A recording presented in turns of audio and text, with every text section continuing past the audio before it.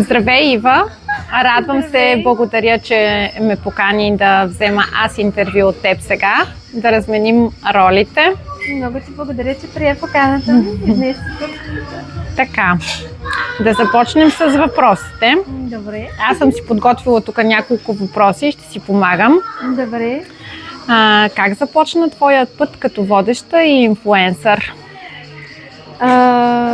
Така случайно реших да започна да снимам видеа от Враца, да разкажем за нашия град, да покажем забележителностите и общо взето така тръгнаха нещата.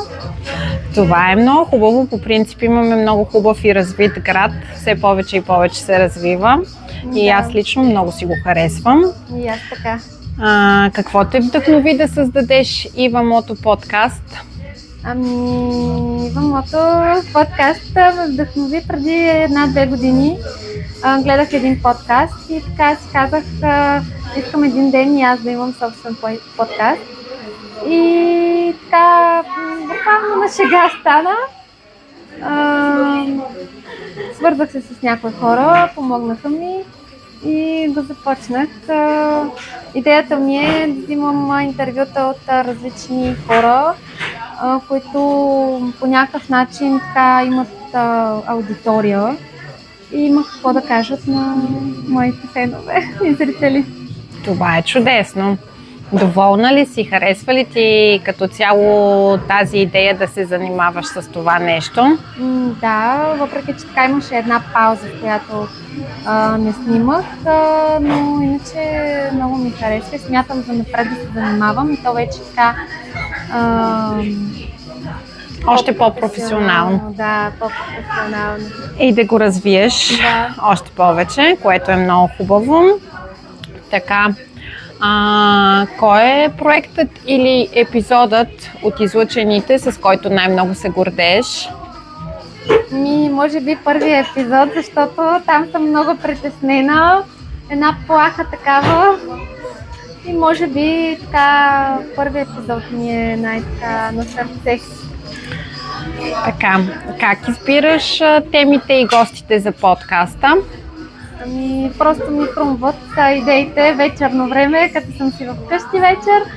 И насаме със себе си? Да, и ми хрумва, що да не поканя примерно този гост, или ако има някакво събитие в града, както беше Итка Бейбе, и се обадих и така ние се познаваме с нея от доста дълго време. И снимахме и се получи много, даже има мисля, че 100 000 гледания. Браво! Като каза 100 000 гледания, да попитам социалните мрежи и аудиторията, какво е чувството да имаш над 10 000 последователи в TikTok? Доста хубаво. Разпознават ме. Даже вчера бях в едно заведение във Враца и бях си пуснала локация, че съм там. И по едно време 2 деца дойдеха и започнаха да ми чукат и да ми махат по стъклото, което беше доста хубаво. Аз съм ги качила в Гласът на Враца, между другото. И така разпознават, но от август месец започнаха да ме разпознават. Даже първия път аз се изплаших, защото бях на центъра и бях тръгнала към Суми и точно на Здравец. Изведнъж започнаха някаква групичка деца да те направо викаха Ива Мото, крещяха и аз в първи момент се изплаших и инстинктивно се огледах къде мога да се скрия, не знам защо, просто се изплаших от тях. Не трябва да се плашиш, това трябва да те... Да, и може би им беше така шокиращо. Това трябва да те радва. Как се справяш с критика или негативни коментари, защото винаги, знаеш, има и добри и лоши отзиви, макар че ти сега тепърва го развиваш, нали? Делит. Като видя някой коментар, който не ми харесва, обикновено го трия. Ако индивида, така да го наречем, започне да ги повтаря, направо блок. Аз дори смятам, че понякога е нужно да се оставят и такива коментари, защото вярвам, че хората, които те оценяват и които харесват това, което правиш, ще продължават да те харесват и да те оценяват, а пък тези ти носят допълнителна аудитория. Да. Защото, нали, знаеш, че няма лоша реклама, колкото повече е коментирано и обсъждано едно нещо, дали по добър или по лош начин, толкова се популяризира. Да. Добре. Така, какви съвети би дала на хора, които искат да развият профил в социалните мрежи? Първото е да се ориентират какво точно искат да се занимават и какво точно искат да правят, нали. Дали ще са видеа или пък здравословно хранене, да се ориентират точно какво искат и да са последователни. Може би това е. Да са последователни. Постоянство. Да, защото аз сега, както започнах така, да съм по-последователна, доста се отрази на спонсори и на абсолютно всичко. По принцип трябва време за всичко. Много трудно се развива, нали, нещо, особено което е ново и непознато, но когато си постоянен и когато влагаш цялата си енергия в него, със сигурност това има резултати и рано или късно ти се отблагодарява Вселената, така да го кажа. Добре. Коя е най-неочакваната или смешна ситуация, която ти се е случила по време на подкаст или на снимки? На снимки? Ами да си забравя въпросите. Например, задавам въпроси на 20-30 човека, задавам така, нали, едни и същи въпроси и до момента, в който, примерно, в края на снимките, аз си забравям въпросите и спирам, нали, някакви хора и аз си забравих въпросите, а вече съм ги задавала над 30 пъти и просто блокирах за момент. Може би това е така и преобличането в колата. Когато си от снимки в снимки и трябва да са с различни дрехи, примерно заради 2 епизода, и в колата се започва едно преобличане от дрехи, от абсолютно всичко. Започва ужас. Пълен хаос. Да. Нищо, това е забавно. Така, имаш ли някоя епична грешка пред камера, за която сега можеш да се посмееш, макар че вече се посмяхме доста и на това с забравянето на въпросите? Някоя друга грешка? Да се забравя. Аз общо взето по някой път съм така разсеяна, забравям разни неща или пък започваме да снимаме и колегата ми казва камера и аз още блея някъде. Аз се оглеждам така, правям си косата и той вика камера! Общо взето. Коя е най-странната реакция на фен, която си получавала? На фен? В социалните мрежи или на живо? По-скоро според мен на живо. Най-странната реакция... Но кажи и за социалните мрежи, ако има странна реакция. Социалните мрежи наскоро получих така съобщение, в което един така фен искаше да му изпратя мръсните си чорапи за 300 лева. А не са ли искали да ти облизват краката или подметките на обувките? Това с чорапите беше направо, а на живо не се сетя нещо на живо. Не, разпознаха ме, отидох в един магазин във Враца да се взема за кучето разни неща и продавачката там ме разпозна, въобще не очаквах. Браво! Да, общо взето такива неща в момента не се сещам наистина. Ако животът ти беше филм, коя щеше да е комичната сцена, която всички помнят?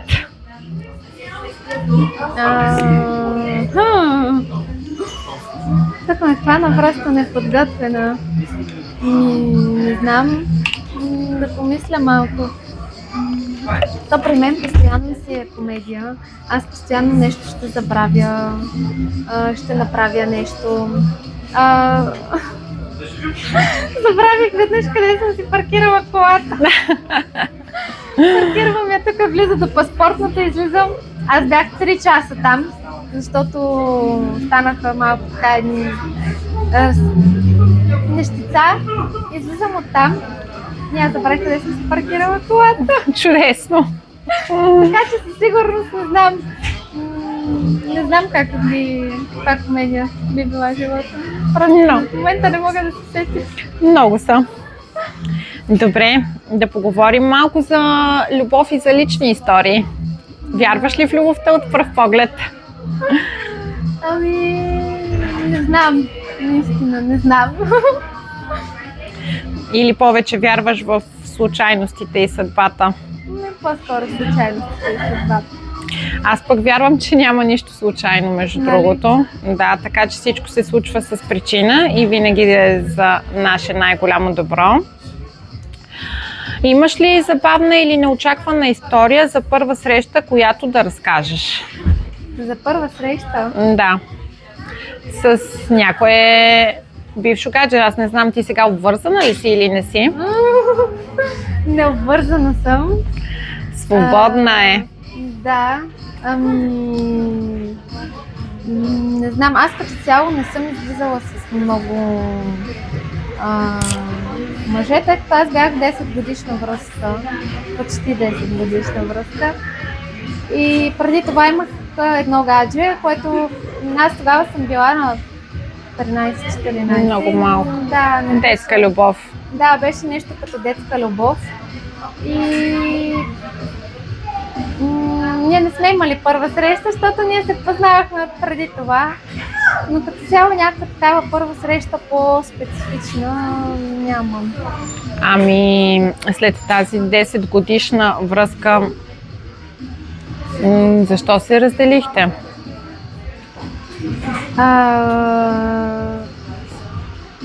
Раздялата беше от мен искана. Разделихме се, защото просто вече се задушавах в тази връзка и не можех да остана повече в нея. Още 2 години преди да се разделиме, аз така исках да не да се разделиме.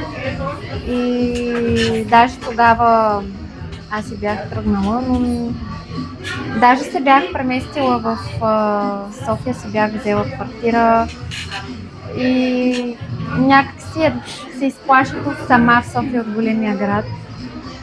И се върнах във Враца и ние така събрахме се, като все едно да опитаме отново, нали, заради това, че сме били толкова време заедно, но просто наистина не се получи, защото сме много различни и като характери. Той беше така малко по-агресивен и... По принцип, това, което ми прави впечатление на мен като цяло е, че такива дълги връзки, ако нямат някакво развитие, приключват. Аз се тръгнах, нали, така, разделихме се, защото просто нямаше повече смисъл. Аз като тръгна да правя някакви неща, някой да почне да ми казва: ама защо ти сега ще правиш това? Или да излезеш някъде и да почне да ти звъни, беше си доста токсично в последно време. И просто... А вие живеехте ли заедно? Да. Просто беше... По принцип, да, за съжаление, повечето е така дълги връзки, без развитие, имам предвид като брак или деца, приключват рано или късно. Но сега ми е добре, така сама вече съм сигурна от колко 9 месеца ли станаха, аз не знам и колко всъщност станаха. Откакто си сама ли? Да, и така доста добре ми се чувствам.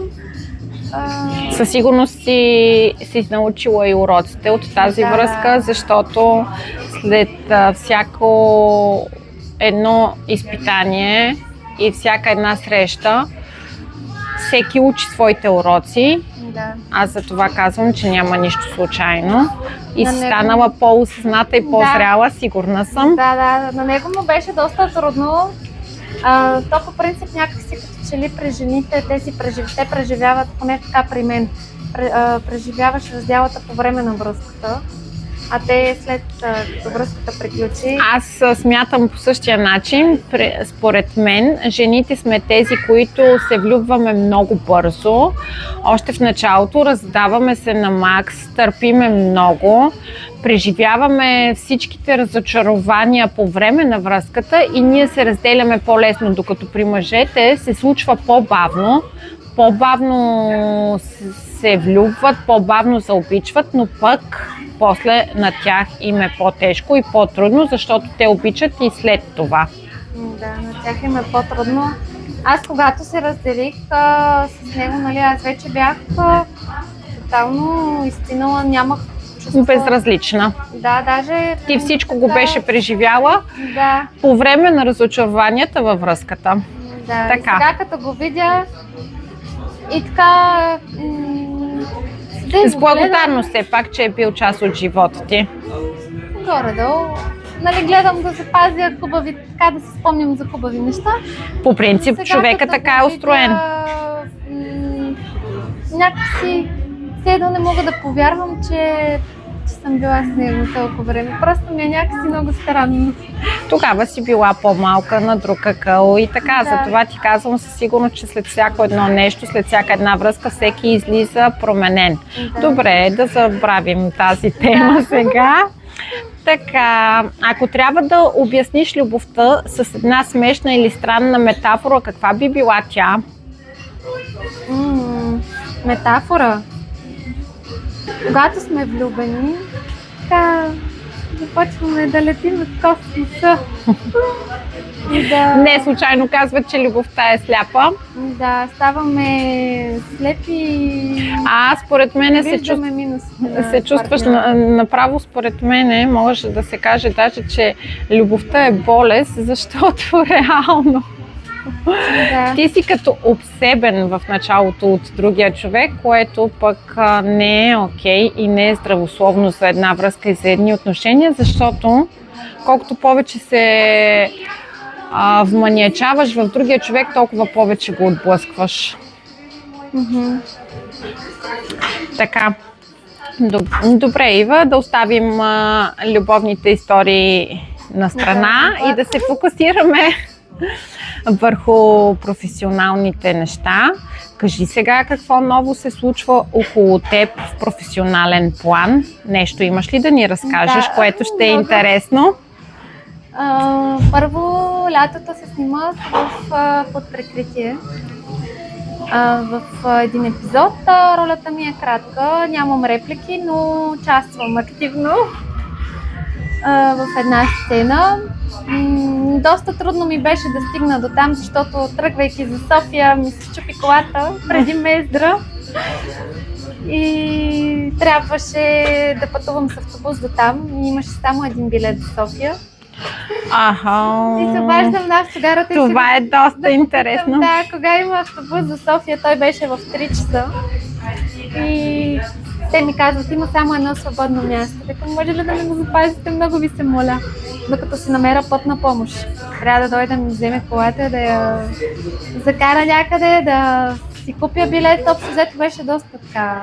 Да, но ето виж, интересно, това е да. знак, че въпреки трудностите ти показва, че пътя е натам Да. едно единствено място. Това също не е случайно. Да. Декември месец миналата година също така се записах за един кастинг за роля в един турски сериал, който е, мисля, че от Netflix, от платформата Netflix. Турски сериал. Да. Така. Който ще се излъчва в Netflix и аз реших така Да кандидатстваш. Да, просто е така. Те взеха, че ми писаха след 2-3 седмици. Изпратих им снимки, видеа, нали, и там още други неща, които трябваше. И днес, точно днес, Малко преди записа. да, аз отивам да взема оператор с мен и той в колата ме пита: абе, какво стана с филма? Обадиха ли се? Викам, не, викам, всичко се стана така. И сядаме с него тук в Кюлбар и получавам съобщение от агенцията, мога ли, свободна ли съм през следващия месец. За снимки ли? Да. Какво друго си подготвила за сезон 2 на Ива Мото подкаст? На Ива Мото подкаст съм подготвила така няколко гости, които не са чак толкова много популярни, даже не бих казала, че са популярни. Искам чрез моя канал да достигнат до така, дори до 5 човека да достигнат, дори до 500, няма значение. но чрез моя канал така да им подам ръка.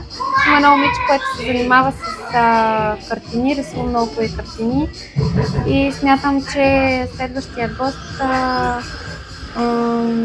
ще бъде тя. Смятам, че ще се получи доста добре. Да разбирам, че искаш да дадеш шанс и на новоразвиващи се Да, хора, брандове и така нататък. да. На така хора, които... Има едно момче, което е от Враца, занимава се с музика, с поп-фолк. Доста хубави песни така е направил, но някакси все още няма достатъчно гледания. Иначе песните наистина са много хубави. И смятам и него да го поканя, така да чрез моя канал да достигне до повече хора. Това е общо. За Гласът на Враца тук е момента да кажа. Също сме подготвили доста неща. Аз вече Гласът на Враца ще се го водя сама. С нов оператор, т.е. Любослав Ангелов няма възможност да снима и сме с нов оператор, но доста интересни неща сме подготвили, така с популярни личности. Така, ще гледате. Очаквайте скоро. Очаквайте Гласът на Враца. Да. Още по-силен и интересен сезон. И в моето подкаст също. Да. След този приятен разговор, мисля, че е време да пожелаеш нещо за финал на зрителите. За финал първо ще им пожелая да бъдат здрави, да се обичат, да обичат първо себе си, след това хората около себе си да обичат, да бъдат по-добри хора, да участват в благотворителни инициативи и да гледат Гласът на Враца. Също така искам да благодаря на Килбар за възможността, която ни предоставиха да снимаме подкаста тук в Килбар. Благодарим ви, Килбар.